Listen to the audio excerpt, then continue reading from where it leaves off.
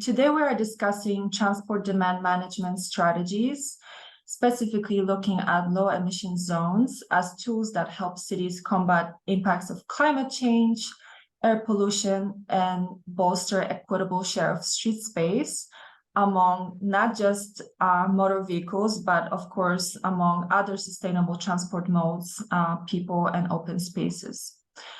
ITDP has been exploring these tools in reports such as Taming Traffic and the newly published deep dive report, Opportunity of Low Emission Zones.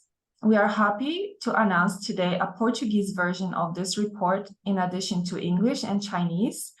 And I'm actually sharing links to this report in the chat, so you can check them out yourself. They are there right now. I just have a couple of technical notes. So before we really start, please take a moment to select the language of your choice, as we are offering interpretations in Spanish and Portuguese, as well as English. You can easily select those language audio channels by clicking the globe icon at the bottom of your Zoom screen. You can also follow live closed captioning by clicking the CC icon found in the same Zoom control panel. We'll use the Q&A box to gather questions from the audience, so feel free to add yours at any point. And finally, we'll post this recording in all the languages on ITDP's website and our YouTube channel. So with that, I wanted to actually introduce our today's speakers and panelists. First, I wanted to introduce to you our two session moderators who are spearheading ITDP's Transport Demand Management Community of Practice. The community of practice discusses challenges and opportunities around implementing TDM and parking management practices, and elaborates on ideas and best practices from around the world that could also apply to the Global South cities. So first we have Lorena Freitas, who is the TDM coordinator at ITDP Brazil, focusing on the intersectionality of equity and TDM practices in the region, among others. Also joined by Parin Visaria, who is the deputy manager within the Inclusive Compact Cities program at ITDP India. He focuses on parking management and non-motorized transport. The first speaker is Marta Gomez, who is the program leader at the Mobility Secretariat for the city of Medellin, Colombia. We are really fortunate to have Marta share about the process of implementing Medellin's low emission zones. So welcome, Marta. The second speaker is Juan Yanwen, transportation engineer at the ITDP China, ITDP China office based in Guangzhou. And Yanwen will be highlighting the best practices and TDM tactics from Jinan and Beijing. So after this introduction, I just really wanted to welcome Parin and Lorena to start off with a bit of a background. So welcome, Parin. Thank you, Ivana. Let me share my screen. Is it visible? Yes. Great. A very good morning, good afternoon, good evening to all. I'm Parin Visaria. I'm from ITDP India. Let me first give a context to low emission zones. So air pollution is a major global issue that all countries across the globe are witnessing. A recent study which was shared by Tehran University of Medical Sciences, which pointed out that over the last 30 years, there has been 31% increase in annual number of premature heart-related deaths, years of disability, and all this is attributed to particulate matter. And it is just not, when we speak about air pollution, it is just not the particulate matters, but also other greenhouse gases such as carbon dioxide, oxides of nitrogen, carbon monoxide, and other gases which impact negatively to human health and environment. When we speak about air pollution, especially in cities or urban areas, transportation is one of the big, especially the road transport is the big emitter of air pollution and greenhouse gases. Vehicles contribute significantly to air pollution. And there are different ways in which vehicles contribute to air pollution.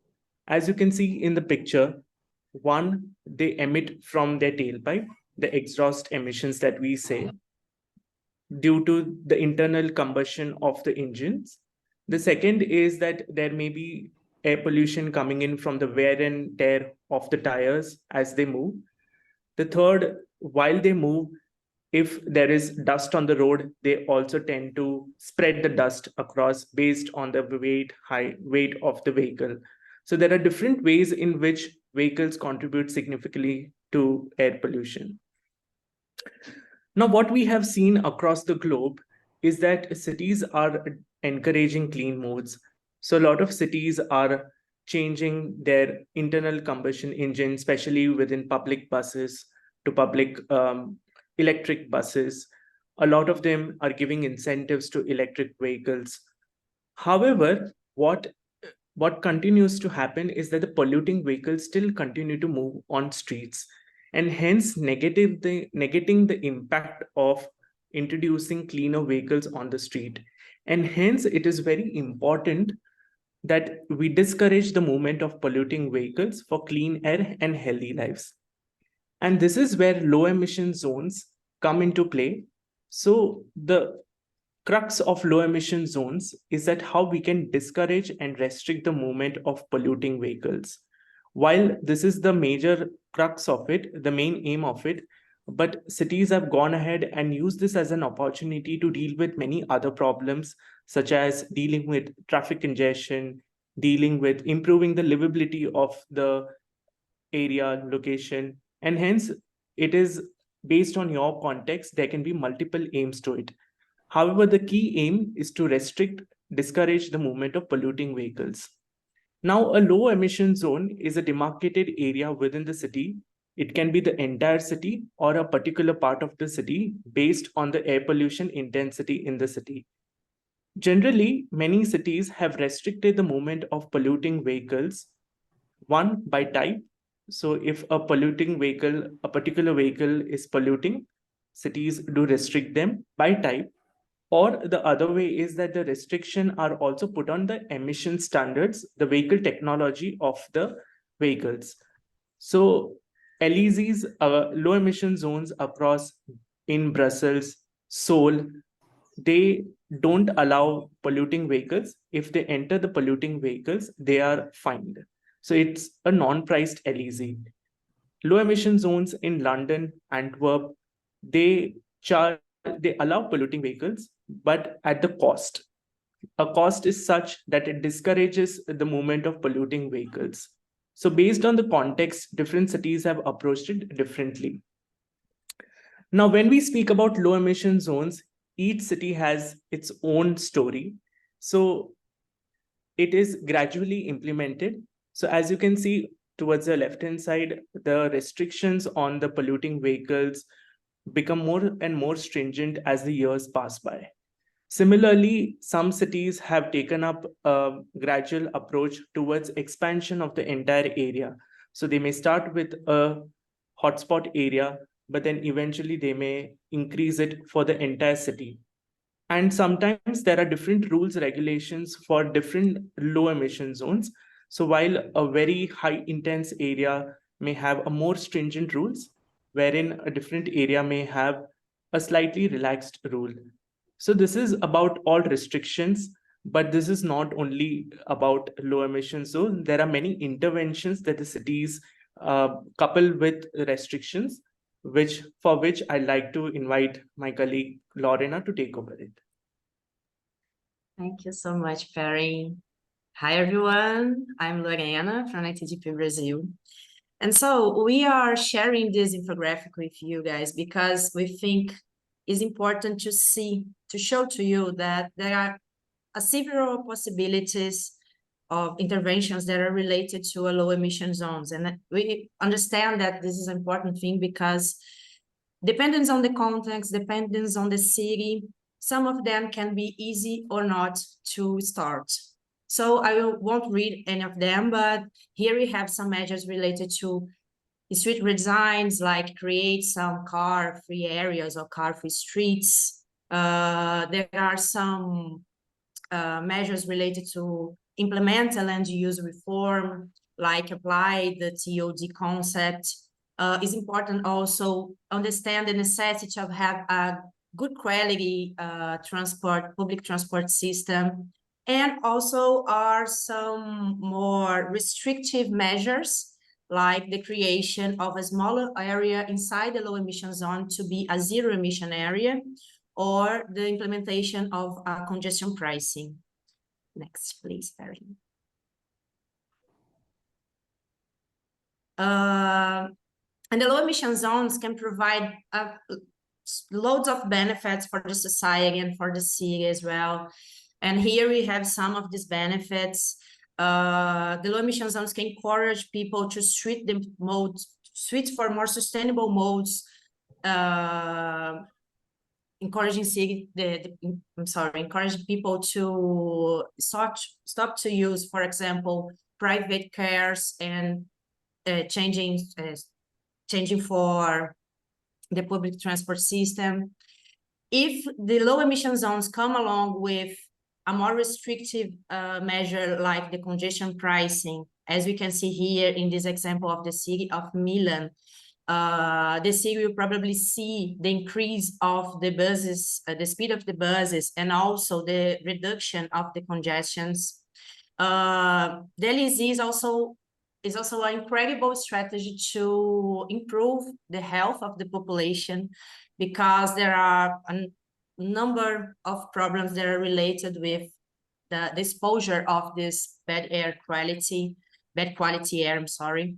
The most common is related with the respiratory system, as we can see here in the city of the Copenhagen, when where they saw the cases of bronchitis and asthma decreasing considerably. But their pollution can also affect a number of other systems in our body, like the nervous system and the reproductive system too. So this is really, really dangerous, especially for the kids. And the LEZs can also generate revenue for the municipalities, as happened in Delhi, for example, where they use this pricing strategy they applied there to finance the electric vehicles. So it's a strategy that can be good for the whole society. The next, please. But as we know, there are some challenges that are associated with this kind of strategy. And here we just pointed some of them. So, for example, the public engagement sometimes can be something hard to reach, but this is very, very important for the success of the project. Strategies also need to be inclusive and ensure that the public transport systems, for example, is affordable and offered for the whole population, including the low-income people. And I believe that we really need to encourage the modal shift for the public transport systems, because as soon as we have the same numbers of the cars that we have nowadays on the streets, whether they are electric or not, we'll still have traffic jams and all the problems that are related with the congestion. So there are some challenges that are related with we need to keep these problems in mind to understand how to deal with them. Next, please. And last but not least, there are some common questions that come to mind when we start to discuss the implementation of a low emission zone, such as what is the appropriate size for low emission zones? Where does my city start? How to enforce the restriction on the movement of polluting vehicles? How is community engaged? What are all the complementary interventions? And here at ITDP, we've been discussing this a lot. And in this report, we try to answer some of them questions, bringing some examples. So I really want to encourage you guys to take a look at this report. And I'm really, really happy that we are today launching the Portuguese version. Ivan already shared with you in the chat the link. So I just want to emphasize that this study is so cool, and I really encourage you to see it. And now it's an honor to invite Marta to talk with us, share with us a little bit about the experience of Medellin in Bogotá. So Marta, you are more than welcome. Gracias. Un saludo muy especial a todos los que nos están acompañando en el webinar.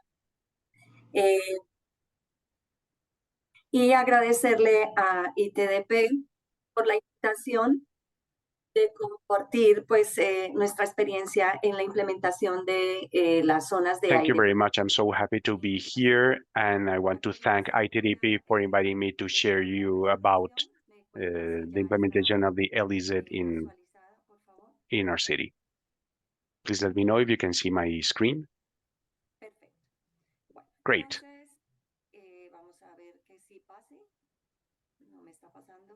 Let me make sure I can switch slides. I'm not. Yep. Awesome. I have divided my presentation into 4 parts. First, location. We're located in Medellin. Then I'm going to tell you about the context, then a characterization of the zone and the actions that we have undertaken. First, location is important. Medellin is part of something called the Valle de Aburrá, a metropolitan area comprised by 10 municipalities. This means that we have one public entity called the metropolitan area, and this entity is the environmental authority, as well as for the mass transportation system, as well as a planning entity. This is just to clarify that as a metropolitan area and as an environmental area, it is the one that has defined the protected areas, and thus the city has to abide by those regulations. We have 2.6 million people in Medellin and 4 million people in the metropolitan area, so over half of the people are in Medellin. Our city is no stranger to the issues that many cities around the world have. It includes high accident rates, congestion, the wrong use of public space, and low air quality. And thus, for the Valle de Aburrá zone, and given the topography of the city, since we're surrounded by mountains and it's a very narrow valley, and due to the climate conditions, we usually have critical contamination episodes at the beginning of the year, February or March, late October, and late in the year. You can see how Medellin looks without a critical episode, and then how it looks like during an episode. And as the graph shows, we have some layers that keep the polluted air in, so we are all exposed to this air, and 2.5 ppm, which are the ones that we actually inhale and generate respiratory and cardiovascular diseases, are the ones that remain. As Parin already mentioned, the consequences. As an authority, as an environmental authority, the metro area has 21 air quality monitoring stations. This, along with additional studies, has allowed us to define certain parameters. For example, 92% of the pollution in the air of PM 2.5 are produced by vehicles. We're talking about also trucks, buses. Thus, our city has always been concerned, and we have always been wondering, what should we do to contribute or to provide a solution? This requires a mindset change. exercising its authority.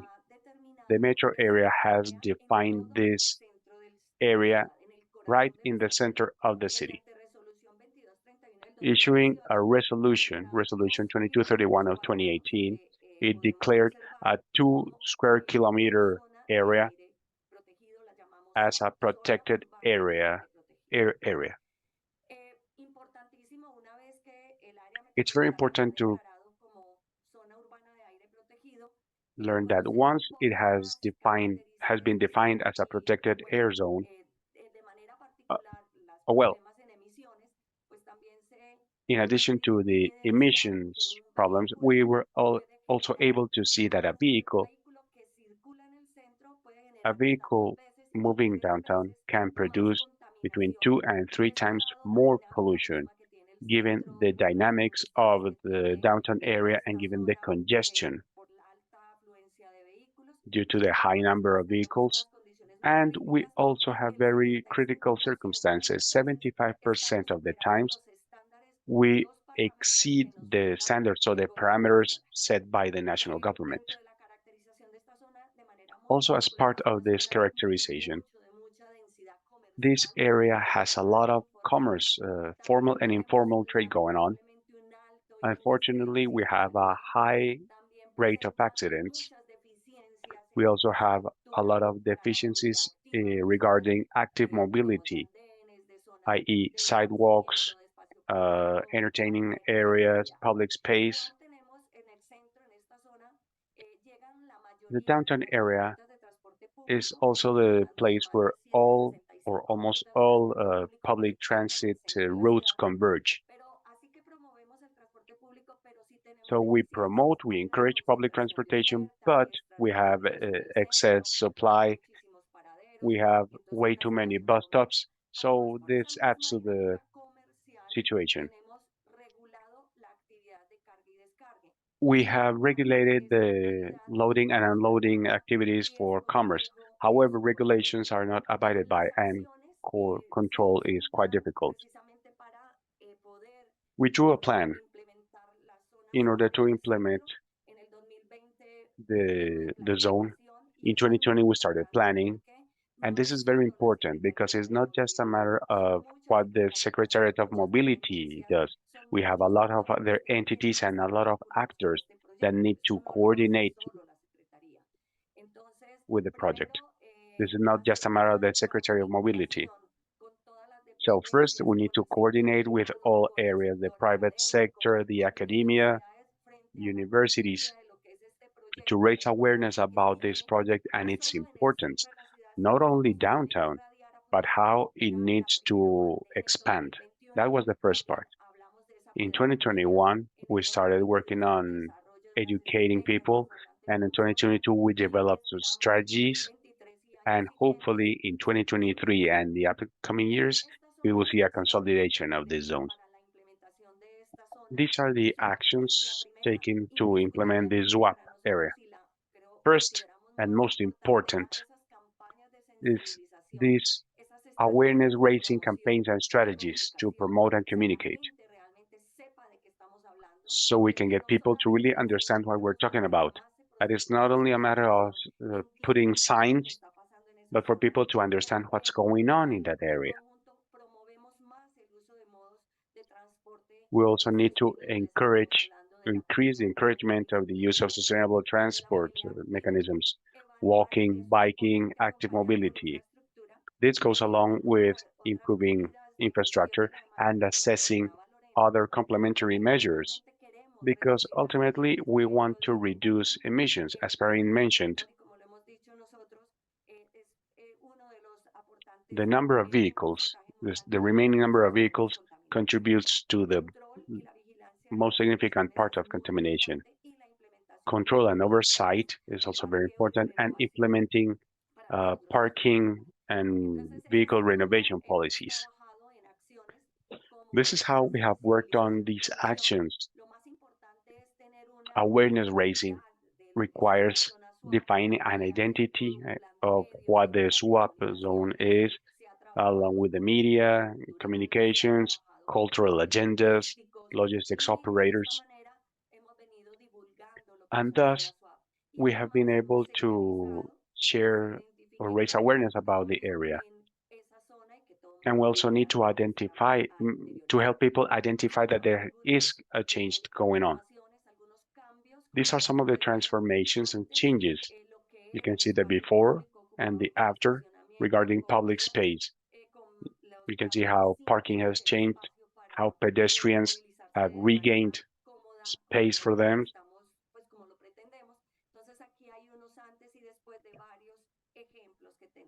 These are just some examples, but we can't just stop with implementing. We need to conduct a survey asking people, are they understanding what's going on? And the response has been very satisfactory for us. 53% of people already know what the swap means. They agree with the change and the transformation to pedestrianize an area. There are always certain paradigms and resistance to change, but this will ultimately bring positive effects for sales. There's another paradigm. So over 80% of people have agreed to, so it's no longer a barrier. As Lorena mentioned, we also need to implement restrictive demand management measures. Or at least we need to assess those measures. Sometimes their implementation faces a lot of backlash. The pico y placa, the license plate number restriction, or surcharges, or parking control policies, restrictions, contamination surcharges. Martha just froze.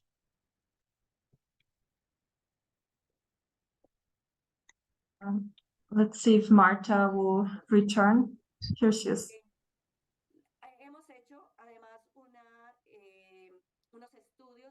We have also carried out certain studies to assess several demand management measures. But there's a very important thing here. These measures are addressed on three components: the socioeconomic impact, mobility, and environmental impact. So when adopted, these measures need to be assessed with a multi-criteria matrix.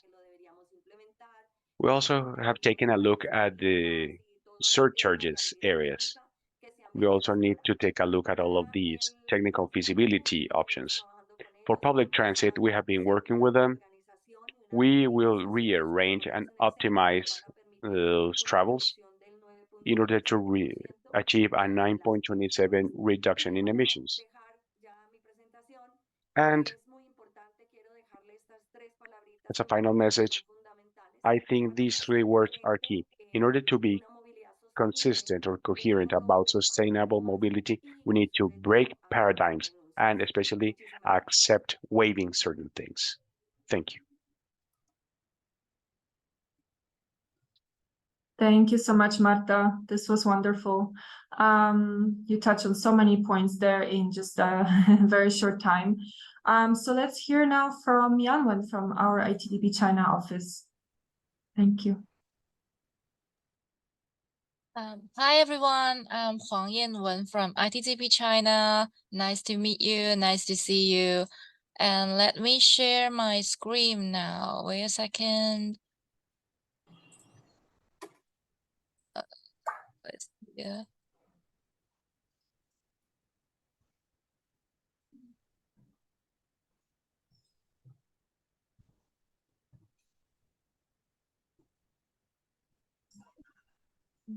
Oh, sorry.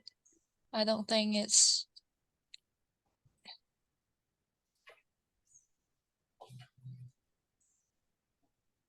Okay.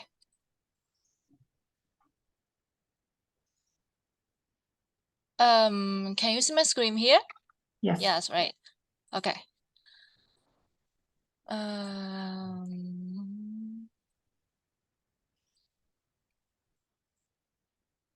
Okay, good morning, good afternoon, and good evening. I'm Yanwen from ITDP China, and I'm very happy to share the progress and inspirations of low emission zones in China. As the report explained, a low emission zone is a defined zone that restricts the use of polluting vehicles.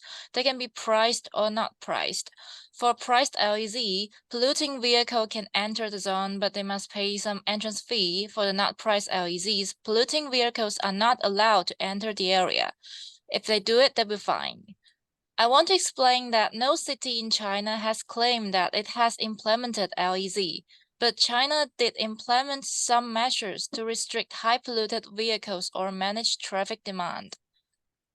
For example, Beijing implemented several high polluted vehicle restrictions. Beijing has citywide yellow label vehicle restrictions, and in the 6th Ring Road, China 1, 2, 3 standard diesel trucks are banned. China 4 and China 5 standard diesel trucks need entry pass to enter the area. In the 5th Ring Road, China 1 and 2 standard vehicle are banned on weekdays. Although the restricted emission standards are low, we can see Beijing as a citywide low emission zones with sliding scale restriction. And Shenzhen has a similar area called Green Logistic Zones, which includes 10 zones separated in the city with a total area of 22 square kilometers. The green logistic zones doesn't allow diesel vehicles lighter than 4.5 tons to enter the area, and if they enter, they will be fined 300 yuan and other punishments. We can also see such green logistic zones as not priced low emission zones. However, it's only restrict diesel vehicles, and other vehicles are not restricted, and they can freely enter the zone. So the restriction do not have a significant impact on people's daily travel. Unnecessary private vehicle use is still not restricted. And priced LEZs can effectively restrict unnecessary private vehicle use. For example, Singapore has an electric road payment system, ERP, and London implemented congestion area, low emission area, and ultra low emission zones. These priced LEZs can improve travel cost and reduce the willingness of private cars to travel. As a result, these policies not only ease congestions, but also reduce emission and improve the air quality. So what if China implement priced LEZs? Chinese people are active on the internet, so regretfully, there are many debates and arguments about emission charging. For example, the congestion fee. I selected several comments and arguments related to congestion fee from Zhihu, Baidu, Tieba.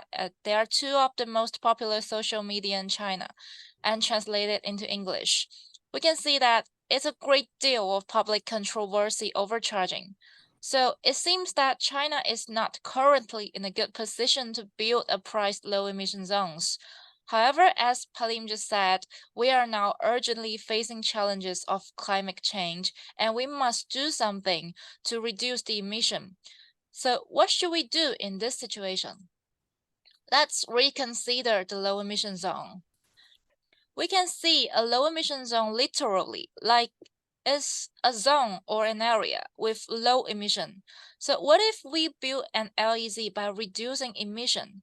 ITDP China proposed an LEZ TDM strategies framework, that is, avoid, shift, and improve.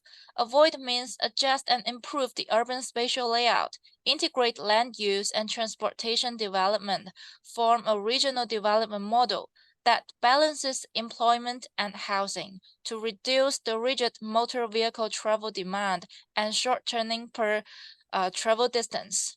The shift means to spur people to adopt more sustainable forms of transportation, and improve means improve energy and fuel efficiency of transport modes and remaining vehicles.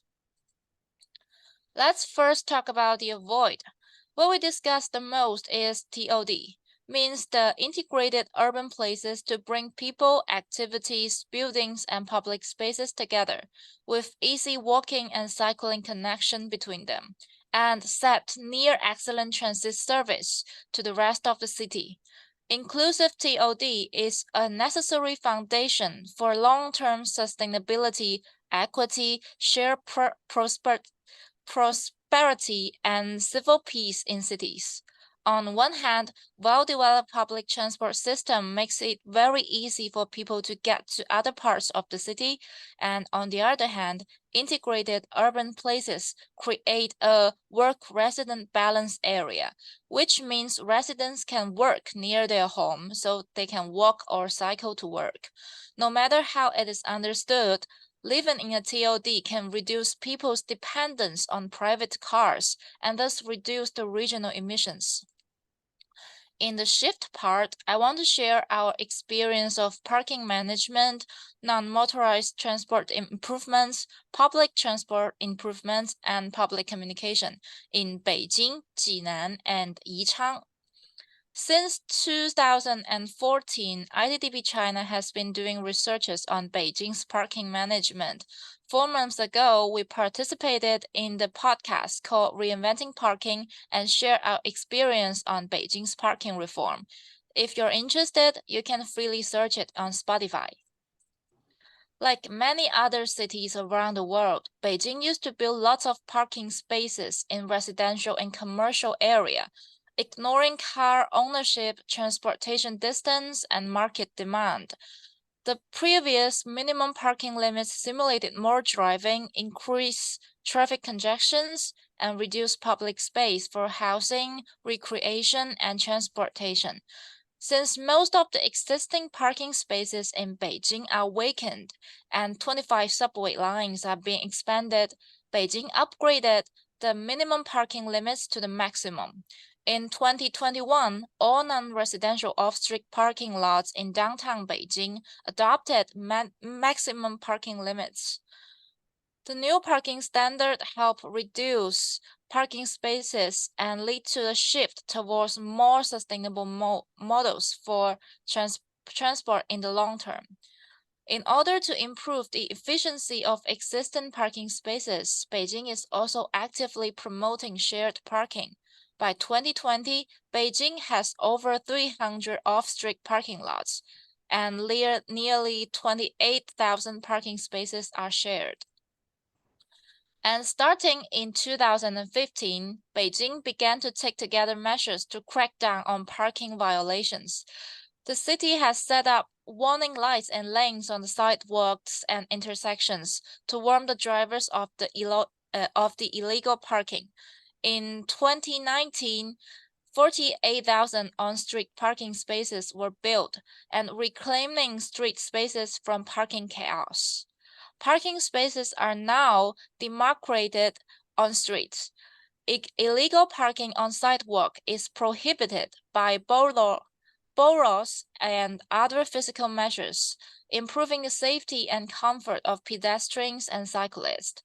And moreover, a smart parking camera records the parked vehicle, and if the vehicle fails to pay, a parking warden is dispatched to deal with it by their camera-equipped bikes to record the vehicle license plates. These measures ensure that vehicles are not blocking the passengers and pedestrians' bicycles. Today, passengers and cyclists in downtown Beijing are no longer affected by parking violations. Yichang has done the similar thing as Beijing. For example, in 2022, Yichang had cancelled 1,010 on-street parking spaces and planned to continue eliminate 400 in 2023 and 100 in 2024. Moreover, over 6,000 parking spaces of 119 government agencies, public institutions, and other agencies are open to the public on holiday and weekends. And the most interesting policy is the differential parking charging. Based on the geographical location, supply and demand, social affordability, and the regional and time difference, Yichang plans to implement a differential parking charging method that on-street parking fee higher than the off-street. Parking fee in the parking resource shortage area, such as CBD, higher than the other areas. and the daytime parking fee higher than the nighttime. And the parking fee is dynamically adjusted in a time manner. Once the road space are released by parking management, the city government can reallocate the road space. In Beijing, roads wider than 12 meters should set a dual direction bike lanes, and the local roads and alleys should ensure the bicycle priority. And there is an interesting non-motorized transportation improvement in Beijing, that is the bicycle-only highway. Phase 1 of the bicycle-only highway is an overpass connecting Huilongguan and Shangdi together. Huilongguan and Shangdi are neighbors, but the accessibility and the connectivity are low due to the railway at the boundary. The bicycle-only highway Phase 1 overpass links them together and make the commute between them more comfortable. In the future, this highway would connect directly to Xizimen, passes several universities and science hubs. So people living in Huilongguan and working at those universities and science hubs can cycle to work.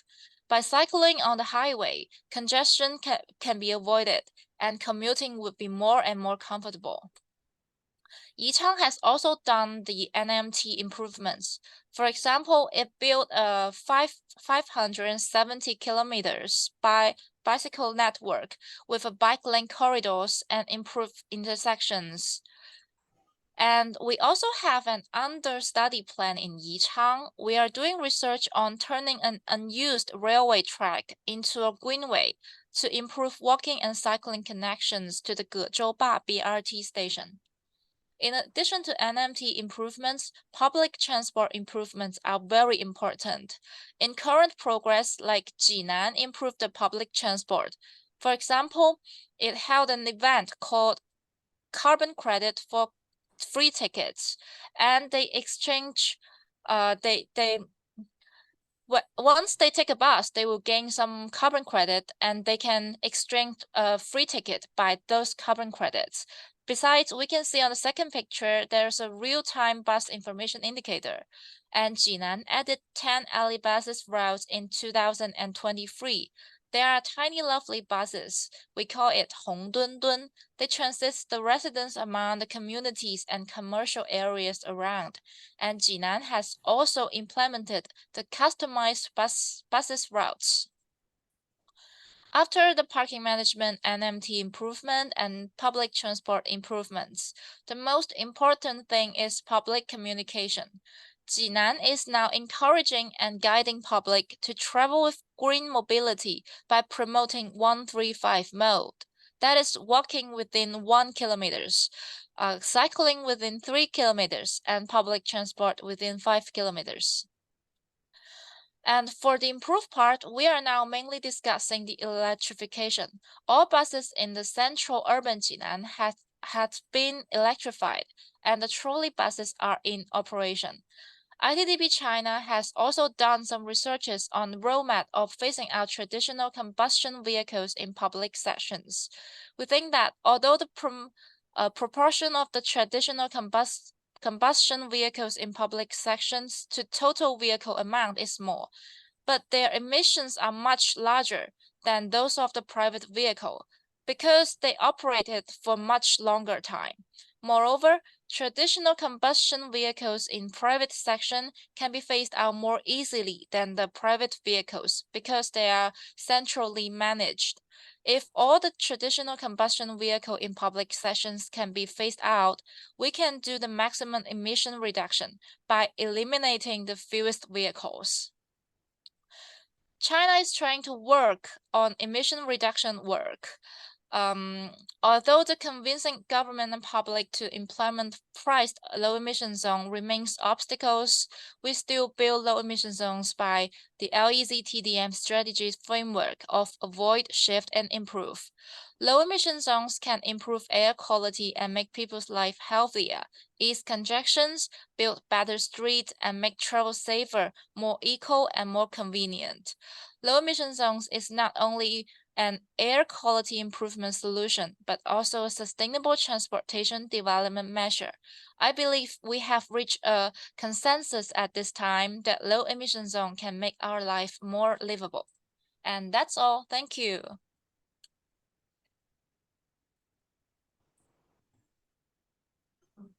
Thank you so much, Yanwen.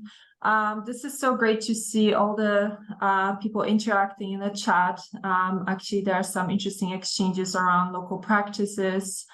And overall, this is interesting to hear from more localized perspectives, such as in Medellin, to sort of citywide practices like those that Yanwen presented. So I wanted to invite Lorena and Parin again to lead us through the moderated discussion.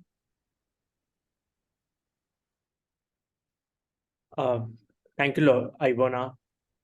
First of all, thank you, Martha. Thank you, Yanwen, for giving a very comprehensive overview of the low emission zones in Medellin and also the various avoid shift strategies that are happening in the 3 cities in China. It's very good to know that these are the different intervention options that the Chinese cities have implemented. While both of you, it was very evident that there have been on-ground transformations, and it was so nice to see the before and after pictures of the interventions getting implemented. While these also come with a lot of backlashes from the local stakeholders. And both of you did mention that you had, Martha, in your starting first action, you had mentioned that there was a action to engage with the community, have campaigns, awareness campaigns. Can you expand that further? For how long did you conduct this activity of engaging with the community? Who were the different stakeholders that you engaged with? What came out of it? And if you have any tips for the audiences to know what are the different activities that they can consider when it comes to engaging the community and building awareness.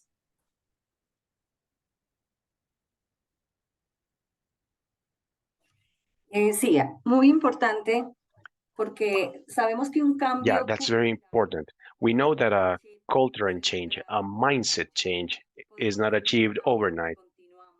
We are still doing that work in raising awareness and campaigning.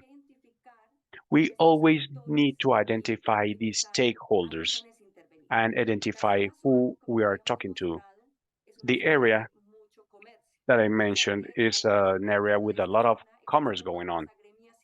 There are several guilds of tradesmen or merchants, so we carry out workshops with them. In fact, the municipality of Medellin, with all its secretariats involved, as well as the other entities involved, carry out joint workshops in order to raise awareness and so that each one can contribute from their own perspective on how they can or should contribute. So we had a lot of focus groups or targeted groups. That's a better expression, because we have a higher percentage of motorcycles, for example. And these type of people need a different or a specific intervention. We can't have everyone at the same time in these workshops. So each activity needs to be much more specific or targeted for each group.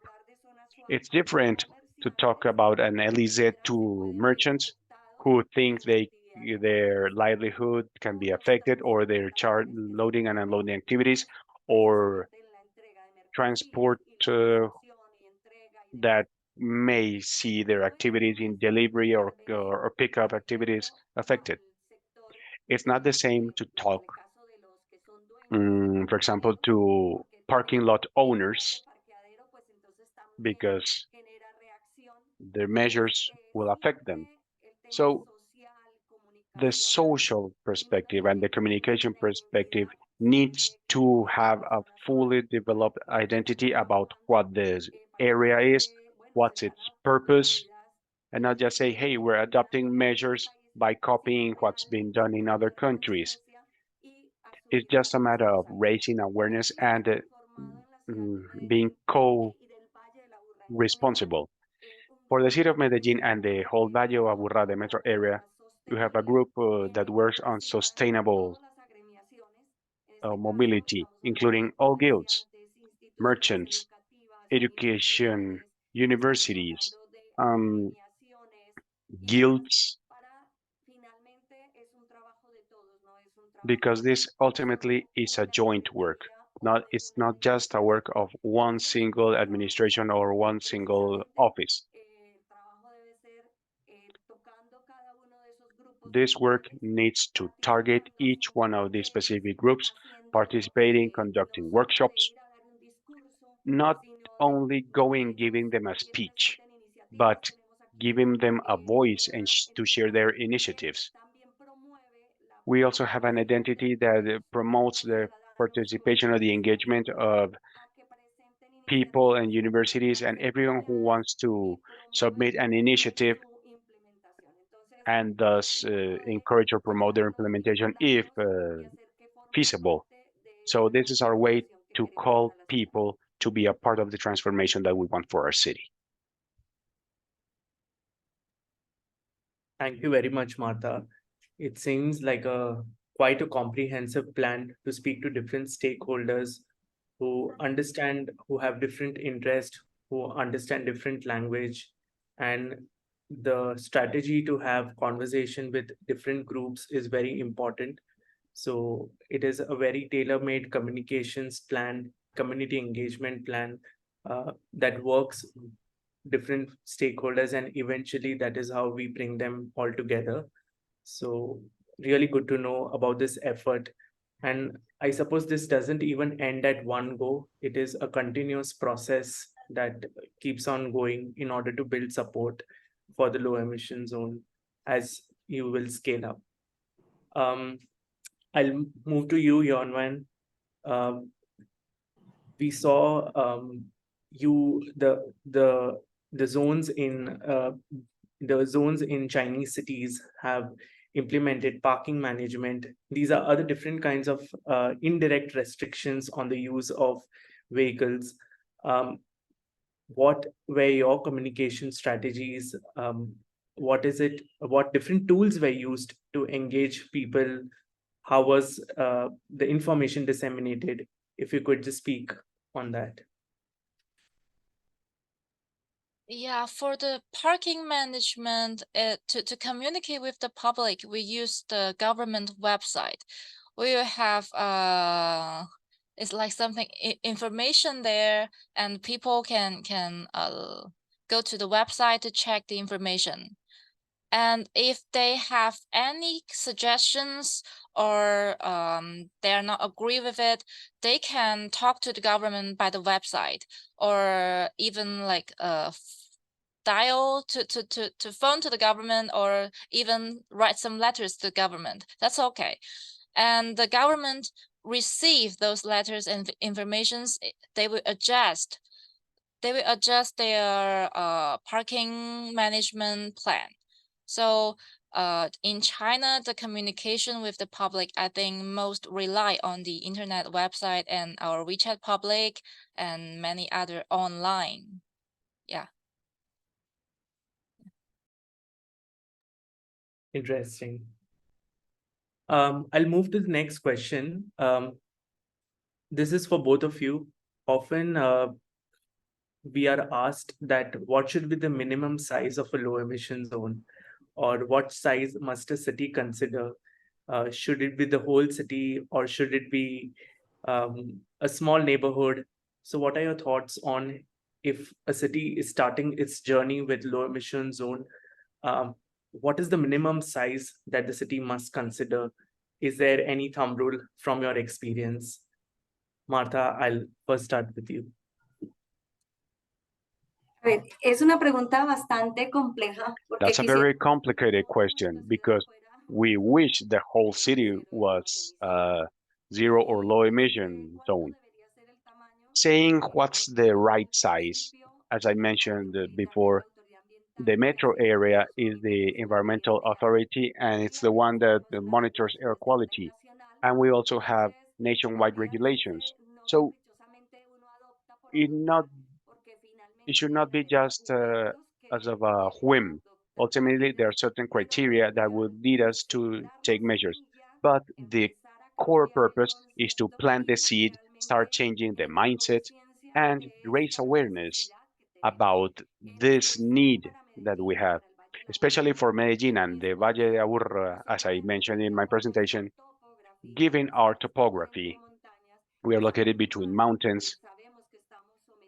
We are totally aware that we are exposed to these polluting agents and that ultimately this will translate into higher healthcare costs for the city. This is a step-by-step approach. And I believe that once we're able to implement this zone, since it has already been decreed under the law, this will ultimately expand, probably without the need of doing it via an administrative act or a resolution. As a result of the promotion or the communications campaign that we have made, the city has improved its public transport offer. We have BRT, metro, cable, we have a tram. So we have a wide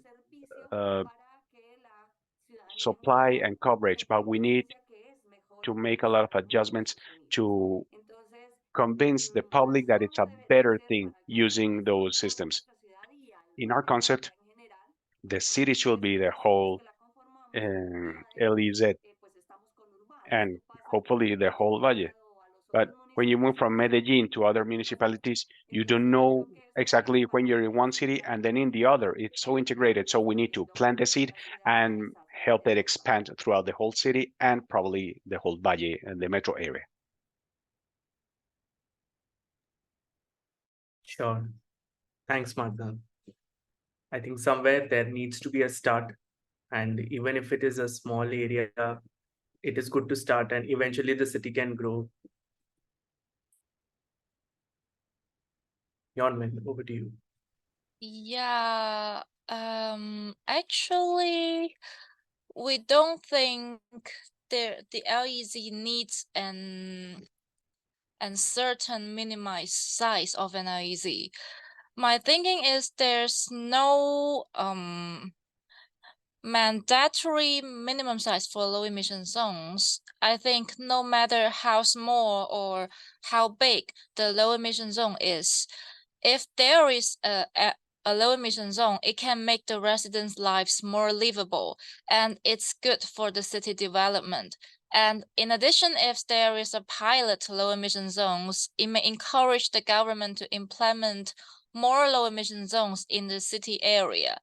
And that would be a virtuous cycle. So I think if there exists a low emission zone, no matter how big it is, that's great.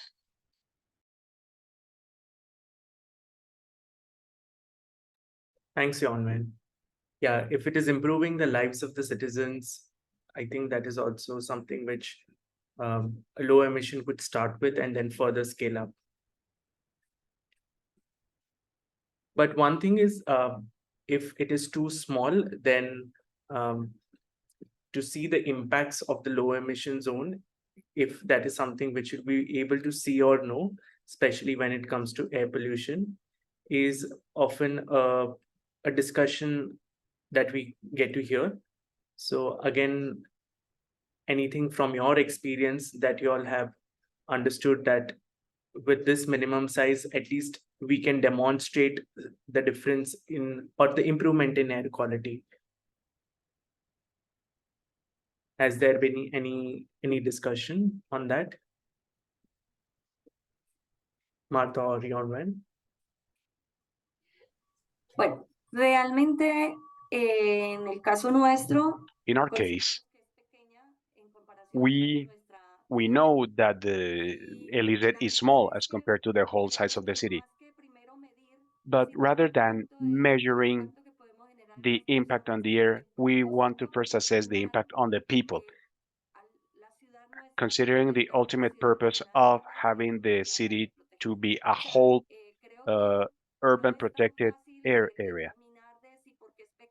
It's not easy to say whether since it's small, it generated changes in the air. We just first need to raise awareness about the impact of these actions and the promotion of a sustainable mobility, and this will lead us to a mindset change.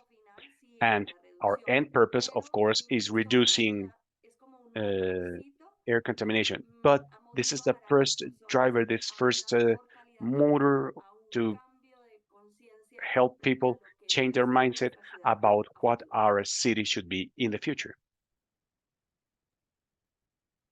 Thanks, Martha. I think that's a good takeaway. Muchas gracias, Marta. Creo que eso es una buena lección, un buen mensaje. First, begin with changing the mindset of the people. Comencemos con cambiar la mentalidad de las personas. Aspects of improving the air quality can definitely follow. So that's a good start for the estos city. otros aspectos pueden llevar a la mejora de la calidad de aire. I'll pass it on to Lorena for more questions.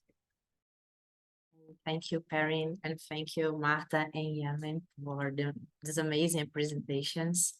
So here we have loads of questions for the Q&A box, but we prepared some too. So I would like to ask to Marta, what benefits did you see after the first stage of the low emission zone implementation?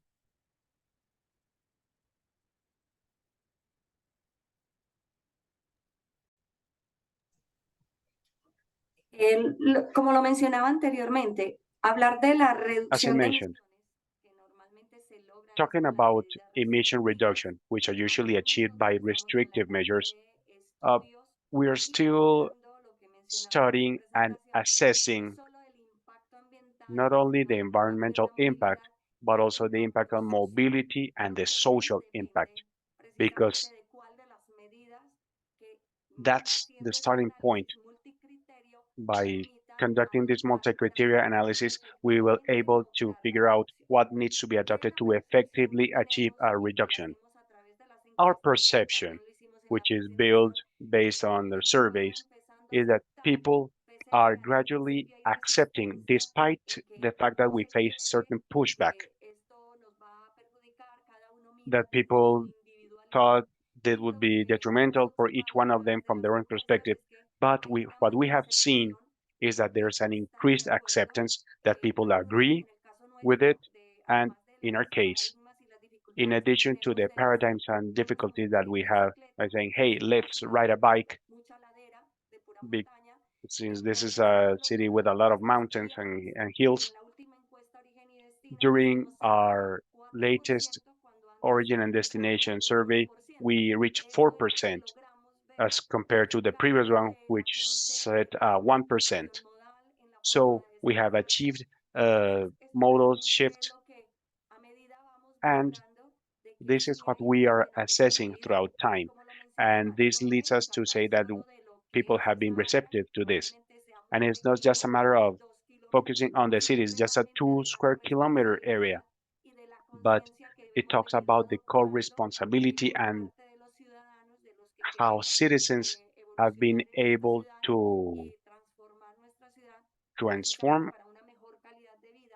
or to chip in to improving air quality, health quality, and life quality.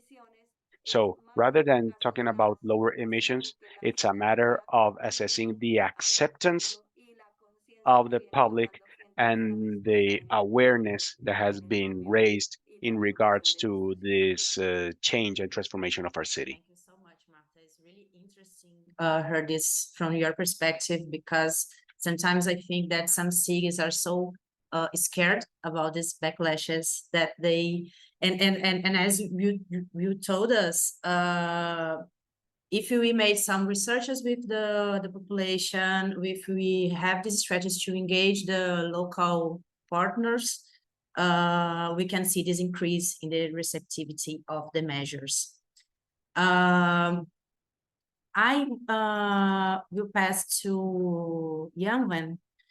There are some people asking here in the Q&A box and in the chat box about the equity issues. I will read one of these questions, and I think these questions kind of resume all in somehow. What are some ways where equity can be addressed with existing low emission zones? One concern is that low-income people may not be able to afford cars that meet emission standards. Okay, I think when we are talking about the equity, there are so many misunderstandings of China, right? Yeah. But I think for the poor people, yes, like even in Beijing, there are many poor people living in it. And I think the obstacles exist. And I want to share my screen again. Sorry.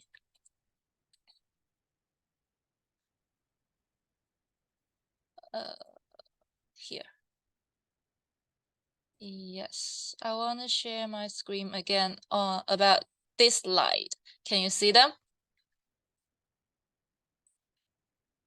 Yes. Yeah, it's the yellow label vehicle restrictions in Beijing. And you can see that the yellow label vehicle restriction is not a quick fix. It's not the yesterday yellow label vehicle can drive on the road and tomorrow they are banned. It's not such quick. It pushed the yellow label vehicle restrictions step by step. Like in 2003, it just banned in a small area in our second ring road, and people will have many time to get used to travel by the alternatives like by walking, cycling, and public transport. And until 2009, the restricted area expand to the fifth ring road. And in the same year, it expand to the sixth ring road. So the restricted area is expanded step by step. And at the same time, we consider that the people may poor, the owner of the yellow label vehicles may be poor, and they are not and buying a new vehicle is not affordable. So we have some subsidies, like in stage 1, the highest subsidies can reach 25,000 RMB. It's about 1/4 of a new car. So that's I think that would make buying a new car more affordable. So in China, we do the restrictions step by step, and we give them some subsidies. We give them more alternatives so that the poor people or the high polluted vehicle owners can use can travel freely. Yeah. And let me end my share.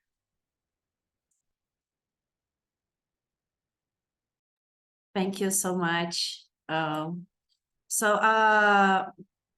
the same sense, I think Marta could give us some insights about this aspect in Medellin. So how to ensure that low emission zones remain accessible for poor income people. Sí, efectivamente, esa es una de las Yes, preocupaciones. in fact, that's one of our concerns every time we conduct a restriction study. As I mentioned,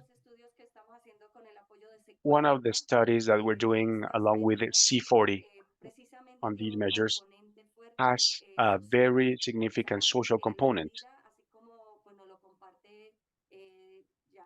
Just as Yang Wen has shared, the measure requires certain stimuli, even more so if we're talking about people with low income. So yeah, we need to be very careful, and that's why the city has not yet implemented a restriction downtown, given that social component. Today we have a license plate restriction, it's a general restriction for the whole city, but in increasing or enhancing each of the scenarios that we talked about requires assessing the social impact. We have done the same in regards to congestion. either restricting or charging for access. We need to assess that component, and depending on the rates, of course, it may be variable, and depending on whether they are residents or depending on their strata, socioeconomic strata. But the reality is very complex given the economic perspective, and we have tried to look for these alternatives, such as in China. There's currently a bill or a project in Congress and on how to provide economic stimuli to switch or to encourage electrification. But it depends on the national government. We could also have a local policy, but of course, there are certain resource limitation, funding for smaller cities like ours.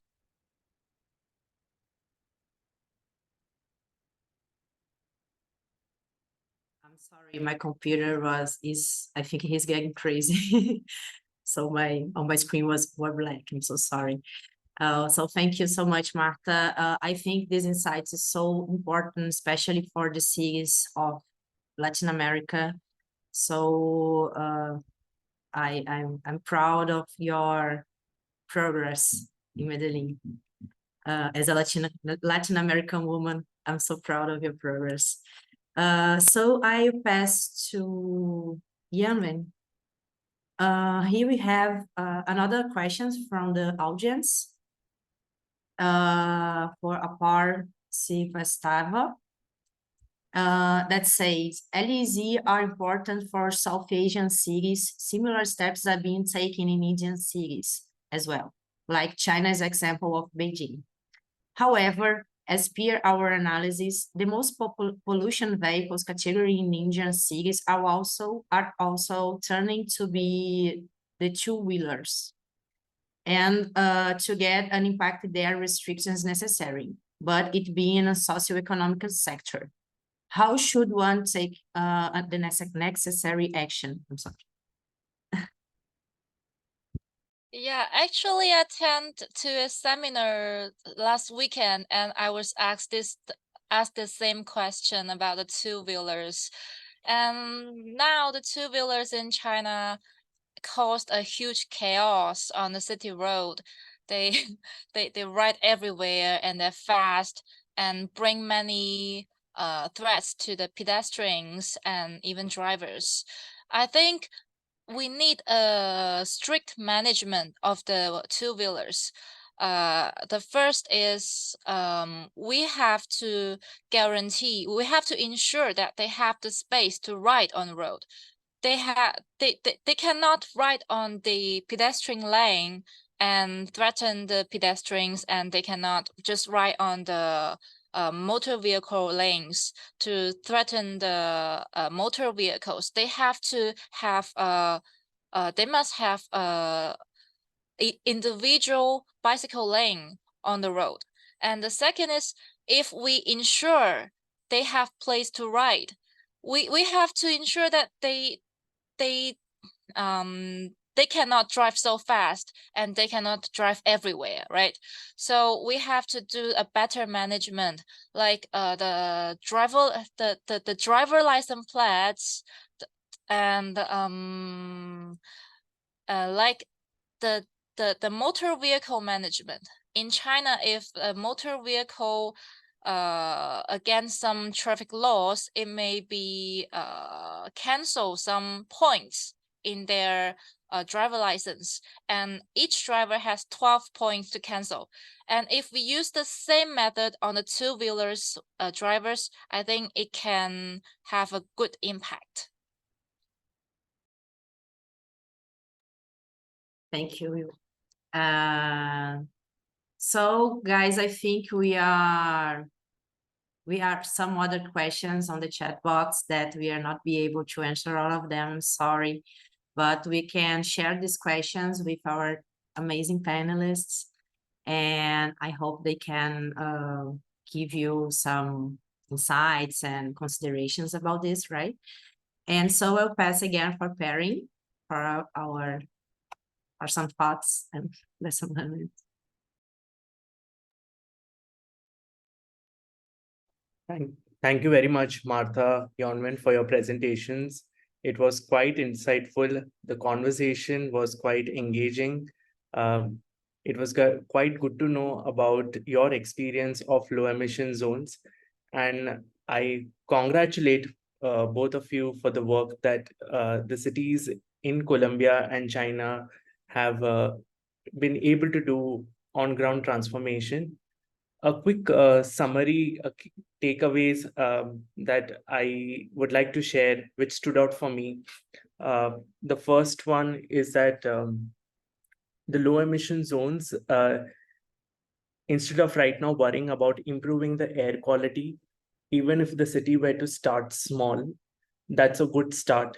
Even if it first looks at improving the lives of citizens and we make them believe that low emission zones is a way to improve your life, livability is a good start. And then as and when the city expands the low emission zones, then the other complex parameters of air quality and all is something that the city could definitely look into it. But somewhere a good start is with an area getting people on board. Second thing is, yes, all our cities will have a different kind of challenges. A lot of cities in South Asia, Southeast Asia will have issues of how to deal with two-wheelers, three-wheelers, many such kind of challenges will be there. And again, this is something which is not one solution that works for all of us. And more we engage, that is how we'll be able to find solutions. It may not be direct restriction on two-wheelers, but maybe some indirect way, maybe through parking management, or like as Yonwen said, some strict management regulations on the use of two-wheelers is something how this could be tackled. So it is not one direct way of handling for all the vehicles. It will have to be tailor-made for different kinds of vehicles. The third thing which stood out for me is about the issue of equity, how to take care of, or how do we get on board low income groups. At the same time, we are ensuring that they are not, it is not hurting them. So how do we build that support? How do we make sure that it is equitable? And both of you all have pointed it out that it is important to have this discussions with the local communities to see what are the possible solutions that can be implemented, which are equitable, especially in the countries, in the cities where there is less private vehicle use. Cities investing more on affordable transport means improving walking, cycling, public transport is a way to make sure that the alternatives are affordable to all. And similarly, for different contexts, we'll have to engage with poor income groups or prioritize incentives for them to be able to make sure that all our solutions are equitable. So with this, I would like to summarize this conversation, and definitely both Martha and Yonwen have definitely given us a big inspiration to the cities that are thinking of planning or are on the verge of implementing low emission zones or are scaling up low emission zones. So this was a big inspiration for us, and we look forward to that. We wish you all the best so that we can see these areas in Colombia and China further scale up to the entire citywide, and we have more learnings in the coming years. Thank you so much. Over to you, Ivan. Thank you so much, Parin. I couldn't have done it better. This was wonderful. And of course, thank you, Lorena, for co-moderating this session. Thank you to the presenters, Marta and Yonwen, for spending your time with us and really sharing the insights. And thank you to the audience for tuning today. So with that, I just wanted to invite you to stay tuned for our next session. In September, we'll be tackling parking. So there are more similar conversations to today's. So please stay tuned and see you at the next session. Thank you so much. Thank you so much. Bye, everyone. Gracias, chao.